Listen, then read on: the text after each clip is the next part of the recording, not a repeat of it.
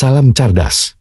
Sahabat cerdas, kami informasikan bahwa dalam penyelenggaraan kegiatan finalisasi penyusunan rancang bangun program pelatihan dan rancang bangun pembelajaran mata pelatihan bagi pelatihan teknis pemasyarakatan, kegiatan dilaksanakan pada hari Jumat 13 Desember sampai dengan Minggu 15 Desember tahun 2024 bertempat di Hotel Grand Mercure, Jakarta.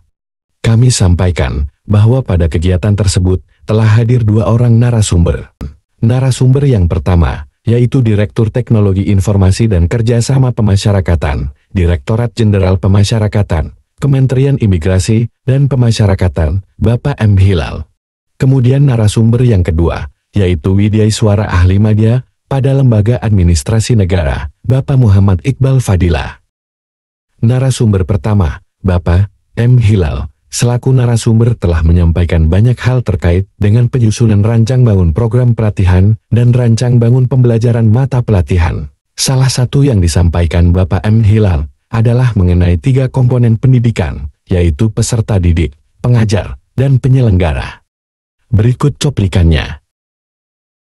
Pendidikan ini ada 2 komponen, 3. Yang pertama adalah dengan peserta didik. Yang kedua adalah dengan pengajar, pelatih, instruktur, fasilitator. Kemudian yang ketiga adalah penyelenggara. Ketiga komponen ini jika bisa berjalan dengan baik, insya Allah hasil didiknya akan menjadi baik. Seperti tayangan tadi, bagaimana kita mengemas satu buah pola pendidikan yang bisa membangun ketiga komponen tersebut. Satu tadi, pendidikan itu harus berhasil ketika pola pendidikan itu bisa membangun motivasi bagi peserta didik. Dosen, pengajar, mohon izin, bukan mengajari para guru besar BPSDM ini. Ini banyak guru besar soalnya BPSDM ini. Saya nggak bicara di baris yang ke 1, 2, 3, saya bicaranya sama yang 3, 4, 5, 6 belakang. Itulah tugasnya. Satu, tugasnya pemimpin sama tuh mirip dengan itu. Tugasnya pengajar juga sama mirip dengan itu. Apa intinya? Membangun internal motivasi bagi peserta didik. Jadi Bapak dan Ibu sekalian, tidak ada semua pekerjaan itu yang bisa kita lakukan kecuali kita bisa memberikan motivasi sebesar-besar. Bagi kami petugas-petugas pemasyarakatan, ilmu ini sangat penting banget. Soft skill itu sangat penting sekali. Karena apa? Karena yang dihadapi human, manusia, orang, yang kita kadang-kadang tidak bisa tahu siang dia berpikir apa, malam dia berpikir apa. Kejadian-kejadian melarikan diri dari dalam sel itu karena fluktuatif pikirannya narapidana. Hari ini dia adem-adem aja, pagi dia bisa ngerokok bareng sama petugas, siang kita nggak tahu pikirannya kemana, malam dia eksekusi untuk melarikan diri. Kalau petugas tidak punya soft skill, bagaimana ilmu komunikasi yang efektif, melihat gelagat narapidana ini seperti apa ya? Dasar-dasar pemasyarakatan, manajemen pemasyarakatan, keamanan, ini materi utama yang perlu diberikan kepada teman-teman dari petugas pemasyarakatan. Sebelum kita membuat segala macam, tanya dulu, yang mau dijadiin ini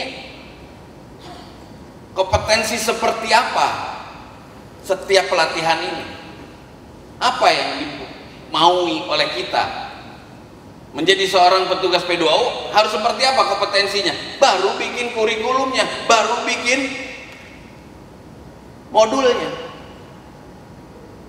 Saya bisa ngomong kayak gini karena saya ngobrolnya sama Pak Iqbal. Saya ngejiplak aja dari Pak Iqbal. Jadi nggak ujung-ujung bikin ini, bikin itu.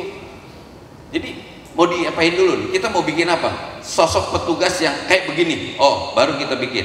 kurikulum, baru kita bikin modul. Narasumber kedua, yaitu Widyaiswara Ahli Madya pada Lembaga Administrasi Negara, Bapak Muhammad Iqbal Fadilah, mereview dan tanya jawab atas seluruh penyusunan rancang bangun program pelatihan dan rancang bangun pembelajaran mata pelatihan pada pelatihan teknis pemasyarakatan. Berikut cuplikannya. Kontennya, ya. Kalau misalnya memang tidak terlalu berhubungan, tapi memberikan warna bagi pelatihan itu, namanya apa? Penunjang. Tapi kalau misalnya dia sebagai pijakan, tapi tidak misalnya substantif, itu namanya apa? Dasar atau wawasan. Oke? Nanti disepakati aja semua pelatihan, jangan sampai misalnya yang satu wawasan, yang satu penunjang gitu ya. Kalau misalnya memang sama seperti yang pemberian hak-hak, ya mau silakan Pak Pantul ya. Jadi sepakati aja mau dinaikin atau mau diturunkan. Gitu. Kalau diulang biasanya yang tadinya tidak terbiasa menjadi biasa. Gitu, biasa. Artinya saya yang tadinya misalnya mungkin pas awal-awal kurang pede, ya tidak terbiasa ngomong, mungkin dulu pada waktu kuliah hanya 10-20 gitu ya, tapi sekarang saya bisa terbiasa dengan menghadapi lebih banyak peserta yang tadinya tidak tahu, tidak bisa dan tidak terbiasa. Kita sebagai lalamove ya memindahkan mover dari yang tidak tahu menjadi tahu. Nah, kalau bahasa Inggrisnya knowledge, gitu ya. Bahasa taksonomiumnya cognitive domain, gitu ya. Ya. Kemudian yang tidak bisa dipindahkan dengan misalnya yang Bapak dan Ibu buat di sini mata-mata pelatihannya menjadi bisa, ya bisa. Bahasa itunya apa? Bahasa Inggrisnya skill, ya skill. Kalau bahasa taksonomiumnya domainnya apa? Psikomotorik domain. P ya. Kalau yang K kan ada C1, C2 sampai C berapa? Selaraskan ya dengan makna atau bunyi pasal 2 Undang-Undang Nomor 22 Tahun 2020. Ya, sorry itu Pak. Siap. Nah ini saya kira kan saya bukan expert substansi, karena saya hanya yang kurang, yang hilang. Oleh karena itu, karena sudah ada dasarnya, ya sudah ada dasarnya, akan lebih bagus kalau misalnya memang ditambahkan kata pemenuhan. Ya. Itu materi dasar itu apa misalnya? Kok kita sampai menetapkan bahwa jangan di materi dasar ini jangan ada materi tentang kebijakan. Nah itu baru kita bisa pahami maksud saya itu Pak. Itu karena begini, jangan sampai nanti kita sepakat setiap ada materi yang kebijakan itu bukan materi dasar. Bukan itu maksudnya. Itu Pak. Kenapa kami mencari materi dasar itu?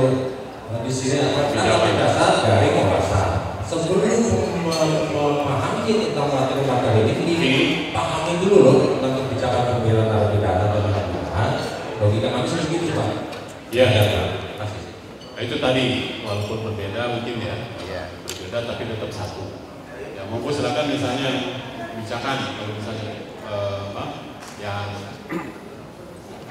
pemberian hak yang wawasan kebijakan SDM. Itu kan ini hanya untuk membedakan saja. Ya, kalau di sini sebenarnya ada dua lagi. Kalau misalnya yang tadi di mana di pemberian hak itu, ya wawasan atau dasar itu berarti khusus untuk yang backup ya, backup peraturan-peraturan itunya ya. Betul Pak. Jadi nanti di materi pokok bahasan itu dengan kebijakan pembinaan narapidana ini ada dasar hukum, termasuk konsep teori ibaratnya gitu terkait dengan Sahabat cerdas.